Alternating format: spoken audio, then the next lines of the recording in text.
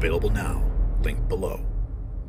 In this explosive special report, we uncover a massive shakeup at NPR that will leave you questioning everything you thought you knew about this state-funded media giant. A veteran journalist, a whistleblower, courageously steps forward to expose the dark underbelly of NPR's biased reporting. But instead of addressing the concerns, NPR retaliates, suspending the truth teller in a blatant attempt to silence dissent. Unwilling to be muzzled, the journalist fires back, resigning in a blaze of defiance. And just when you thought it couldn't get any worse, a damning video surfaces of NPR's new CEO openly declaring war on truth itself in a TED Talk that will haunt her forever. The very foundation of journalism is under attack, and the consequences could be catastrophic for our nation.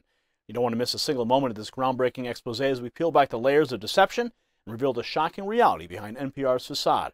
So stay tuned for my final thought, where I will break down what this means for the future of media and our republic itself. Now, folks, before we dive into the shocking revelations about NPR, let's take a moment to talk about something that affects all of us, our health and freedom. Just like NPR's new CEO is waging a war on truth, the powers that be are trying to control what supplements we can take. Testosterone, a natural supplement that boosts testosterone and aids in muscle recovery, is under attack by the FDA and WADA. They want to restrict access to this nature's steroid so that pharmaceutical companies can maintain their grip on the market. But just like the whistleblower at NPR, we need to stand up for what is right. And that's why Black Forest Supplements is offering an exclusive deal. Buy 2 bottles, get 1 free. Don't let the government dictate what you can put in your body. Take control of your health and support a company that values your freedom. Visit blackforestsupplements.com/news today to claim this limited time offer. Now, let's get back to the story of NPR's unraveling and the brave journalists who risked it all to expose the truth. In a stunning turn of events, National Public Radio, once a bastion of journalistic integrity, finds itself embroiled in a scandal that threatens to unravel the very fabric of the organization. At the center of this maelstrom is Uri Berliner, a veteran editor who dared to stand up against the biased reporting that has consumed NPR in recent years. Now, Berliner, a 25-year veteran of the organization, bravely came forward as a whistleblower, exposing the deep-seated issues that have plagued NPR since the 2016 presidential election. But NPR's response to Berliner's revelations was nothing short of shameful. Instead of addressing the concerns raised by one of their own, they chose to retaliate, suspending Berliner in a blatant attempt to silence him. However, he refused to be intimidated. In a bold move, he resigned from his position, firing back at the organization that he once called home. And just when it seemed the situation couldn't get any more explosive, a damning video surfaced of NPR's new CEO, Katherine Maher, openly declaring war on truth itself in a TED Talk that will haunt her forever. Watch. The hard things, the places where we are prone to disagreement, say politics and religion. Well, as it turns out, not only does Wikipedia's model work there, it actually works really well. Because in our normal lives, these contentious conversations tend to erupt over disagreement about what the truth actually is. But the people who write these articles, they're not focused on the truth. They're focused on something else, which is the best of what we can know right now. And after 7 years of working with these brilliant folks, I've come to believe that they are onto something, that perhaps for our most tricky disagreements, seeking the truth and seeking to convince others of the truth might not be the right place to start. In fact, our reverence for the truth might be a distraction that's getting in the way of finding common ground and getting things done. Now, that is not to say that the truth doesn't exist, nor is it to say that the truth isn't important. Clearly, the search for the truth has led us to do great things, to learn great things. But I think if I were to really ask you to think about this, one of the things that we could all acknowledge is that part of the reason we have such glorious chronicles to the human experience in all forms of culture is because we acknowledge there are many different truths. And so in the spirit of that, I'm certain that the truth exists for you and probably for the person sitting next to you. But this may not be the same truth. This is because the truth of the matter is very often, for many people, What happens when we merge facts about the world with our beliefs about the world? So we all have different truths. They're based on things like where we come from, how we were raised, and how other people perceive us. Oh, wow. In the video, she stunningly asserts that truth is merely a distraction that impedes progress. She even suggests that Wikipedia, a notoriously unreliable and biased source, has a model which actually works really well in determining what the truth is. This shocking admission reveals the depths to which NPR is sunk, prioritizing narrative over facts and objectivity. Now, Elon Musk, a vocal critic of media bias, wasted no time in calling out NPR for its blatant disregard for journalistic integrity. He blasted the organization, calling it a hard left propaganda machine that tolerates no dissent. Musk's comments underscore the growing sentiment among Americans that NPR has abandoned its mission of providing unbiased, fact-based reporting in favor of pushing partisan agenda. But the problems at NPR extend beyond just biased reporting. Musk also highlighted Maher's history of working for corrupt globalist institutions, raising serious questions about her ability to lead an organization that claims to serve the public interest. Despite NPR's claims of financial independence, the truth is that the organization relies heavily on government funding.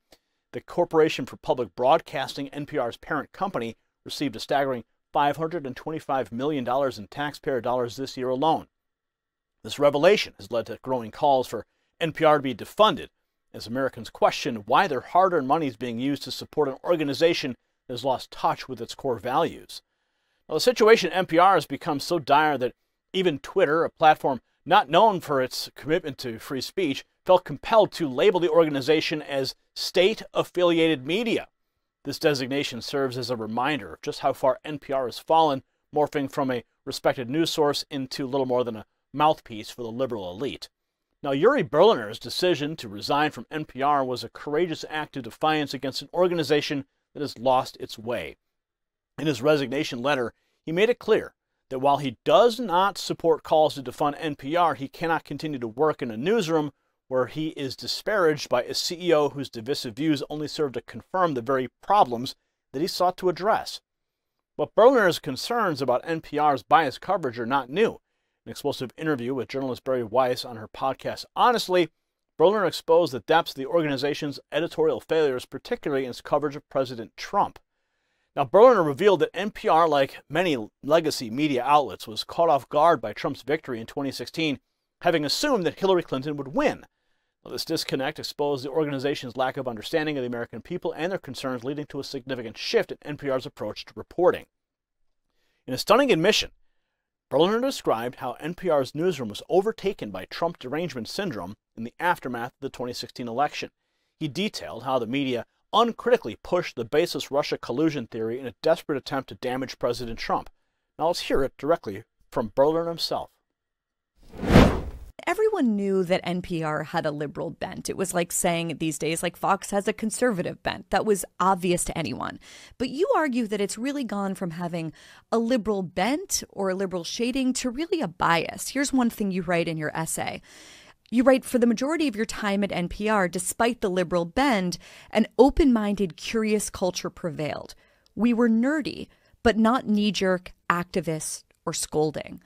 Uri, when did that start to change? When did the thing that everyone sort of recognized as sort of a liberal bias start to shift into something harder than that, into what you call a knee-jerk, activist, and even scolding quality? Well, I think it was cumulative. I don't think it was one event. I mean, I think part of it was Trump's election. You know, I think like every newsroom, every legacy media newsroom, we were shocked, disturbed, distraught, really troubled. We assumed Hillary Clinton was going to win, and she didn't, and it was really an unsettling experience. But I also think, to me, it revealed that we didn't really understand a lot of what was going on in America, that we were out of touch.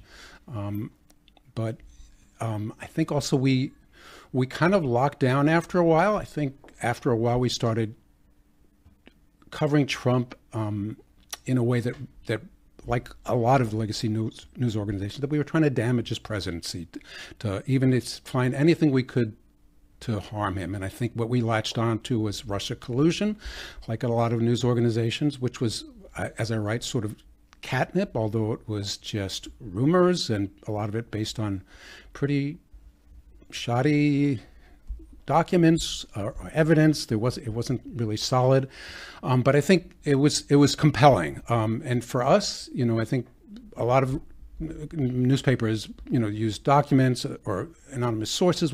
We really latched on to Adam Schiff. He was like our muse to the Trump collusion story. We had him on constantly, a lot. I think I counted 25 times. And in most of those conversations, he sort of alluded to evidence he may have had or sort of teased out, Russia, he was colluding or the campaign was colluding with Russia. And then the Mueller report came out and no collusion. And, I think we sort of went to the story kind of disappeared. But to me, that was like a time for what went wrong? Why did we miss this? Despite our feelings about Trump, this is a story we should have sort of treated differently. Now, Berliner's powerful essay for the Free Press titled, "I've been at NPR for 25 years, here's how we lost America's trust," serves as a damning indictment of the organization's decline, and in it he outlines the many ways in which NPR has failed its listeners and the American people, abandoning its core principles in pursuit of a partisan agenda. If you got value from this report, tap subscribe. My final thought is next. Now, the shocking revelations exposed by Uri Berliner and the disturbing video of NPR's new CEO Katherine Maher are a wake-up call for all Americans. Maher's open disdain for the truth and her prioritization of narrative over facts is a disgrace to journalism and the insult to the public. She must resign immediately. However, her resignation alone is not enough. Congress must take action to defund NPR and end taxpayer support for this institution. The American people deserve better than to have their money fund an organization that's lost touch with reality and no longer serves the public interest. Uri Berliner's courage in exposing NPR's bias, reporting, and toxic culture cannot be overstated. His resignation is a loss for NPR, but a gain for journalism as a whole. His integrity and commitment to the truth serve as a shining example of what journalism should be. The American people must demand accountability from NPR and the mainstream media. We can't tolerate the erosion of trust and the blatant disregard for facts and objectivity. It's time to stand up and fight back against the propaganda machines that seek to control the narrative and shape public opinion. The future of our republic depends on it. Congratulations, you made it to the end of the video. Now keep up your quest for truth with this next news report. And if you found our channel enlightening, join the millions who agree with you. Tap subscribe. Thank you for watching the Next News Network.